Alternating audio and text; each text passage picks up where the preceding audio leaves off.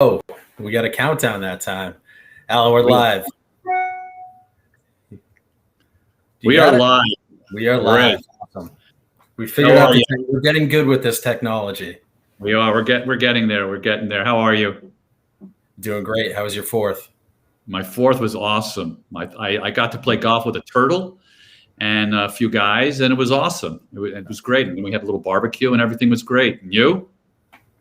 I barbecued with our friend Frenchie.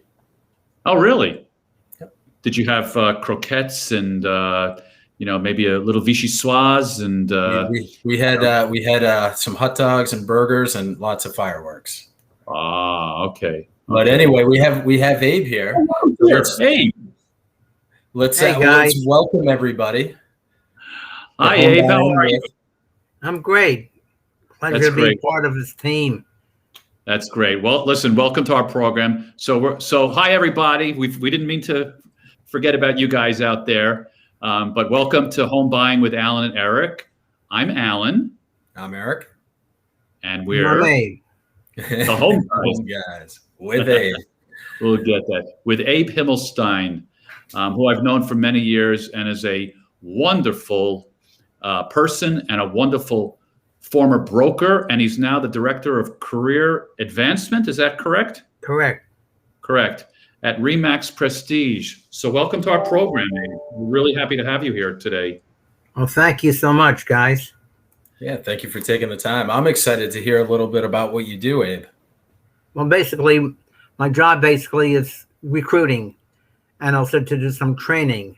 I've been in this business over 30 years, and I find today that a lot of the people out there, number one, do not come with experience. Number two, are never properly trained.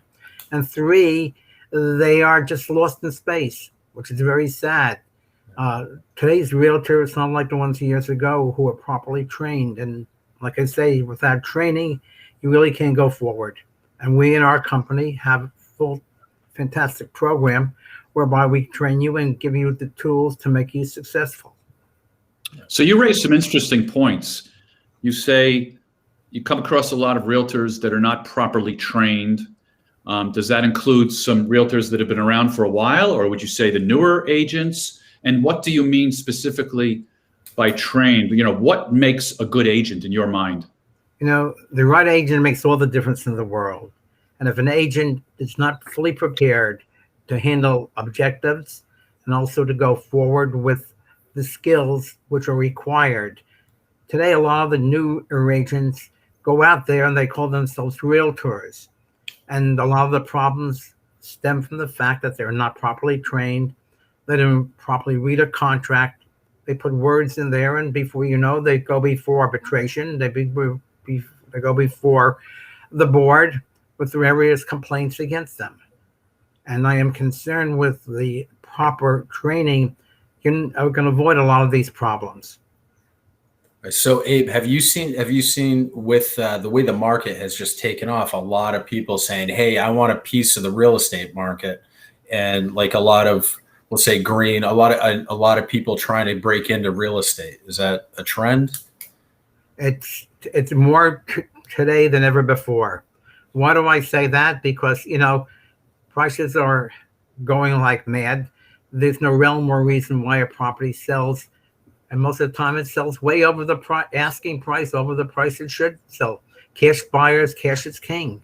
People are out there trying to get mortgages. As you know, they come up against somebody with the cash, and before you know, they're closed.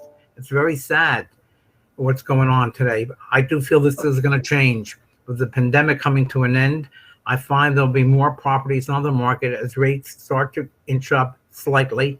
You will see more people coming back to reality. So when you have this tug of war right now, this chess match between buyer and seller, because the buyers feel that they deserve a certain price because the market is crazy. The sellers are many times reluctant to pay that price in what they feel might be overpriced for a home. What would you recommend to buyers right now? Would you recommend, number one, that now is a good time to buy? Would you recommend that they need to work with a particular kind of agent who knows how to negotiate properly. What are your recommendations for buyers right now? Everything you said is very true. I think recommendation for a buyer is to know your market and know who your realtor is, and have confidence in the fact that if he's experienced, he'll do a great job for you. Okay. And if a home hypothetically is listed for $400,000 and people just keep bidding it up to $450,000, now the appraisal comes in at $400,000. What would you recommend a buyer does? At that particular time, I would say if he can negotiate the price, raise his fee a little bit, and see if he can put the deal together with the seller. And through his mortgage broker, hopefully he'll have a mortgage broker, like a guy like Eric, who will stand behind him and guide him properly. You know what, Eric, you're in a very tough field today. And I can honestly say that with the experience of the mortgage people in this field, they know how to handle situations like this. Yeah, we see a lot of situations, and you brought up a great point of being properly trained as a realtor. I know when I've worked with Alan, we come in with strategies, and he's already pulled comps. And if we know a property is going to be selling for higher than what it's probably going to raise for, we've already come up with 3 or 4 different solutions in a way to solve that. Well, that separates you from the rest. I mean, that's a very good strategy to use. And you're working with somebody who has confidence in you, and you have confidence in another agent to pull it off and make it work. I mean, it absolutely becomes a challenge when you are in a situation where you're trying to buy a home and it doesn't appraise. That's a big decision, because you have to decide, do I want to overpay for the home? Because eventually when you go and sell the home, if the market comes down, let's say that home is $400,000, you pay $450,000. Now all of a sudden you have to move in 2 years and it's only worth $500,000 because the market has come down somewhat. And then you have to pay closing costs and commissions, this and that. You might end up losing money. You have a big decision to make. Do I buy that home and overpay? Do I wait? Do I need to move now or not? Eric, you probably come across a lot of those kind of situations as well, in advising people. Advising people, and it's another thing that's so important that I know, Alan, you do, and I'm sure, Abe, you teach a lot, is when you're a realtor, you're a counselor as well. You're dealing with a married couple. They may not be in alignment on exactly the type of property they want, and now with the high pressure and we've all seen it with this market, you have to move quick speed, and not necessarily the highest, because I sometimes disagree that the highest offer is the best offer. The best offer is the one that has the highest chance of closing. But there's so many emotions and so much guidance that goes in throughout the process. I've also seen a lot of people who are trying to go in low, So patience is huge being a realtor. Sometimes it takes a buyer, they lose 2 or 3 properties before they really understand the current market. Absolutely. Today you're in a situation which is different from the norm. And what you guys are saying is head on. You know what? You work together, and sometimes people have to sell their house because they buy a house, because they sell their house, they got to get out, and they don't want to be left in the street, so they'll pay anything just to move in, just to get a place to stay. And people are coming down here from the north like crazy. New England, New Jersey, New York, Pennsylvania. These are the hot points. People out there want to get out and come down here, and a lot of people who have 2 homes are opting to go to just 1 home, so they don't have that other added expense. So Abe, I have a question for you. Let's say I want to make the switch from the mortgage business to becoming a realtor. And what is the what would I expect working with you in terms of being in? Would it be 3 months I'd be ready, 6 months, a month? What does that look like for new realtors? Let me just say this. With our company, we've got some phenomenal tools.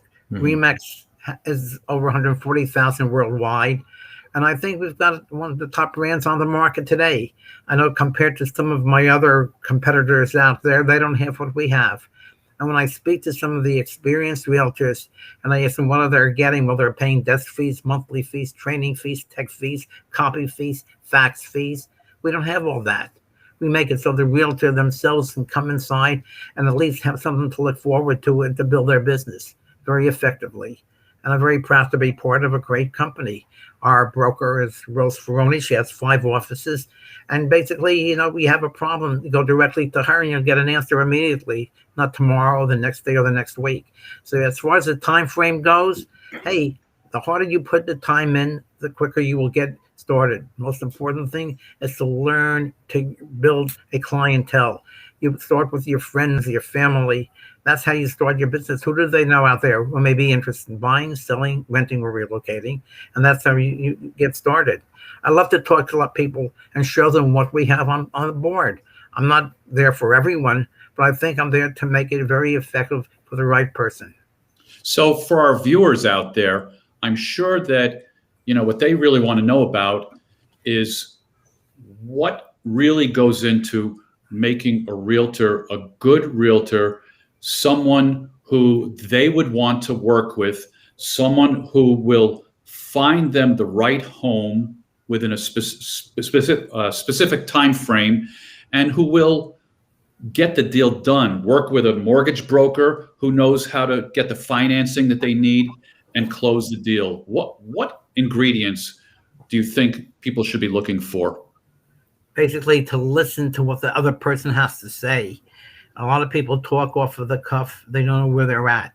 Most important thing, listen to see if this is a person, if there's a fit for you. Remember, they get to know you before they get to like you. And hopefully that can kick in. Like you say, within 3 to 6 months, you will know if you're going to make it in real estate or not. And that's, I was listening to, it wasn't even a realtor. It was somebody talking about being an entrepreneur, because I look at being in real estate as it's your own business. Like you treat it as an entrepreneur, and to really have 6 months saved up in the bank before you make the transition. Is that something? Would that be in alignment with what you would teach people or recommend? I would say that's a good criteria to start with. You're dealing with a different world today, Guy. Today is a different market than it was ever before. And you know what? The right agent makes all the difference in the world. The right training, the right company. And who do you got to depend on? Who do you got to turn to for an answer? A lot of these people want to just hire you and forget about you. Gotcha. Well, Eric, you raised a really good point when you said that you're being an entrepreneur, and that's very true. You are really in it for yourself. And speaking to that point, though, I've always been of the belief that you may be an entrepreneur, but you still have to work with and surround yourself with the right people. So a realtor has to make sure that he or she surrounds himself with the right mortgage person, the right title person, the right insurance person, the right inspector, all of the right people that will then service the client the best way possible. I feel very strongly about that. No arguments, right, guys? No argument. Heads on. No. That's it. And Alan, I don't want to be the best home inspector. I don't want to be the best realtor. I want to only do residential mortgages the best that they can possibly be done. And I just stay in my lane. And that's why I love working with you. We get on that train. We have the same destination, and yeah. So it's very along the way on that train. Oh my God, that's really funny. So, Abe, do you have any other thoughts that you'd like to offer us on what home buyers should look for, and how any advice for the buyers for today's market? I think the buyer in today's market should think carefully, have a direction, and look at the criteria which is out there. Don't jump into something just because somebody told you or what to do. Make sure you look over all the parameters, what's involved before you go forward. And speak to a few people. Speak to a few people out there. Speak to those who will seem to give you the answers that you're looking for and seem to be real and not try to blow you off like the wind. Love it. Love it. Absolutely. Well, I think I'm out of questions for today. Eric, do you have any more? No, this is great. This is great stuff. Right. I love seeing it through your eyes, from the realtor point of view, because I work with you, but I don't see the transaction and everything the way you guys do. So this is great information, very helpful to me personally, and I'm sure for everybody else who's listening. So, yeah, I do have one question. I'm sorry, I just thought of one more question. Abe, you've been in the business for over 30 years. So you've seen fluctuations in the market. You've seen the ups and downs in the market. So based on that, there are the times where it's a seller's market. There are times where it's the buyer's market. Right now, it's a seller's market.